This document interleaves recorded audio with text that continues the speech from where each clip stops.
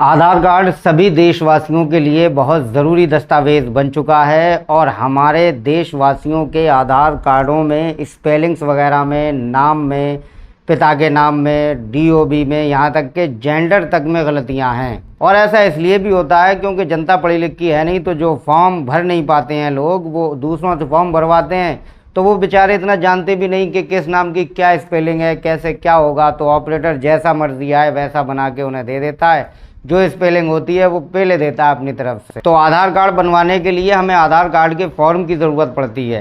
तो आज के इस वीडियो में हम आधार कार्ड के फॉर्म को भरने का पूरा प्रोसेस समझते हैं, ताकि हमारे या हमारे बच्चों के या हमारे भाई बहनों के आधार कार्ड में कोई भी गड़बड़ी ना हो, जो हम दोबारा से आधार सेवा केंद्रों पर जाकर भीड़ भाड़ का शिकार बने। इसलिए पहली दफ़ा ही में आप अपना फॉर्म बिल्कुल क्लियर भरना सीख जाइए। तो ये रहा पेन और ये रहा आधार कार्ड का फॉर्म। ये 18+ का फॉर्म है। आपकी जानकारी के लिए बता दूं, अब 2025 में जो है वो आधार कार्ड के फॉर्म जो है वो 3 तरीके के हैं।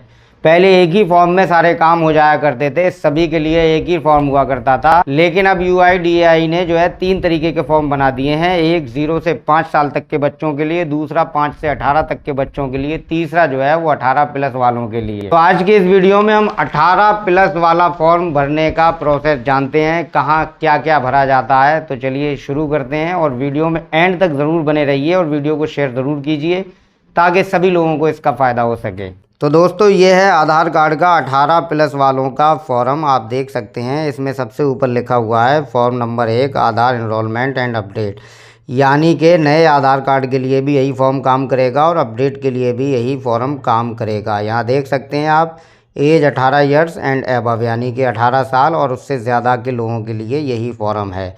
तो आज के इस वीडियो में हम इस फॉर्म को भरते हैं। उससे पहले हम जान लेते हैं कि आधार कार्ड की कौन कौन सी सर्विस का क्या क्या चार्ज है। UIDAI की वेबसाइट से मैंने ये लेटर निकाला है। आप देख सकते हैं आधार एनरोलमेंट फ्री। आधार कार्ड अगर हम नया बनवाते हैं तो वो बिल्कुल फ्री है, उसका किसी भी तरीके का 1 भी रुपये का कोई चार्ज नहीं है। आधार अपडेट चार्जेस हैं, यानी कि अगर हम आधार कार्ड में नेम करेक्शन कराते हैं, DOB कराते हैं, फादर्स नेम कराते हैं या हस्बैंड नेम कराते हैं तो उसका चार्ज देते हैं। इसमें आप एक चीज़ और देख लीजिएगा कि 5 से 7 साल के बच्चों का अपडेट भी फ्री है, 15 से 17 साल तक के बच्चों का फ्री है, बायोमेट्रिक अपडेट भी फ्री है। ठीक है, इसके अलावा अगर कोई बायोमेट्रिक अपडेट है तो उसका चार्ज है 100 रुपये का।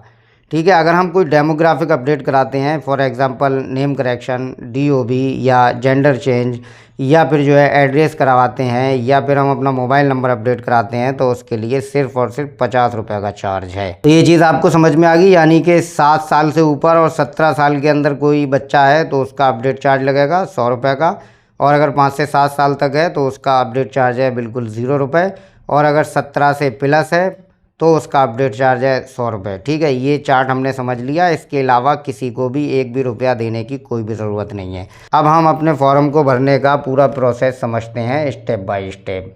जैसा कि आप देख सकते हैं, सबसे ऊपर फॉर्म में जो दिया गया है वो एनरोलमेंट रेसिडेंट इंडियन, और यहाँ दिया गया है अपडेट, और ये नॉन रेसिडेंट इंडियन यानी कि NRI, ये ऑप्शन है NRI के लिए। तो अगर हम नया बनवा रहे हैं तो यहाँ हम जो है वो नए पे यहाँ टिक कर देते हैं, रेसिडेंट इंडिया पे टिक कर देते हैं, और अगर हमें आधार कार्ड में कुछ अपडेट कराना है तो वो अपडेट पे टिक करेंगे। ठीक है, और यहाँ हमें नाम लिखना है जो नाम हमारा ID कार्ड में है, यानी कि अगर हम नया बनवा रहे हैं तो जो हमारे पहचान पत्र, वोटर कार्ड या ड्राइविंग लाइसेंस वगैरह ID में जो भी नाम है वो हमें यहाँ लिख देना है।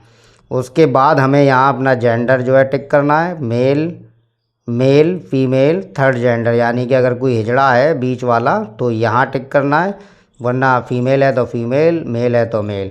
और यहाँ आप देख सकते हैं ये DOB का कॉलम है, यहाँ डेट ऑफ बर्थ हमें लिखना है।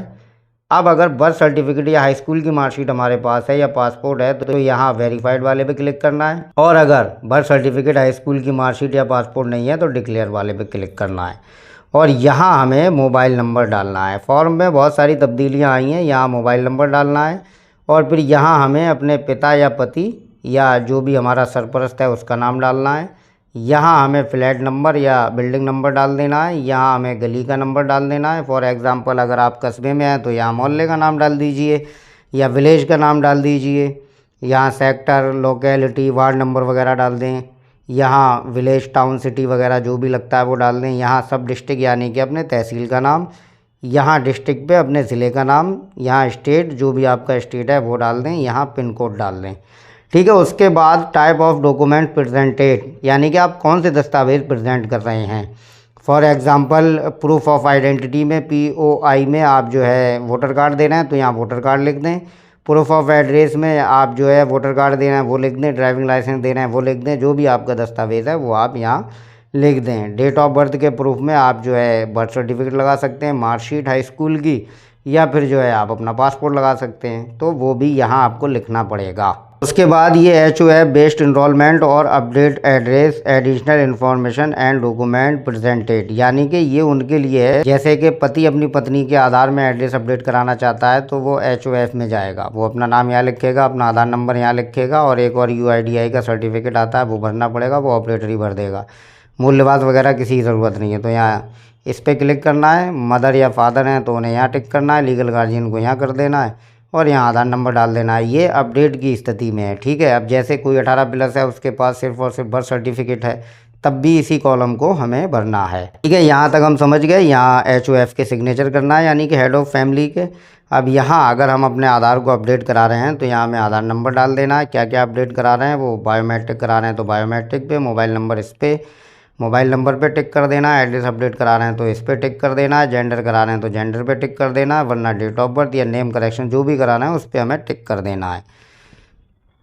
ठीक है, ये चीज़ें समझ में आ गई। उसके बाद यहाँ जो ऑपरेटर है उसके साइन होंगे, या जो वेरीफायर वहाँ आधार सेवा केंद्र पे बैठा हुआ है उसके साइन होंगे, और यहाँ जो है एप्लीकेंट के साइन होंगे जो आधार कार्ड बनवा रहा है, अपडेट करवा रहा है। यहाँ डेट एंड टाइम डाल दीजिए। तो इस तरीके से आप अपने आधार कार्ड के फॉर्म को आसानी के साथ भर सकते हैं। उम्मीद है कि आप लोगों को अच्छे से समझ में आ गया होगा। फिर भी अगर समझ में नहीं आया तो कमेंट कीजिए और मुझे बताइए कि अगला वीडियो आप किस टॉपिक पे चाहते हैं।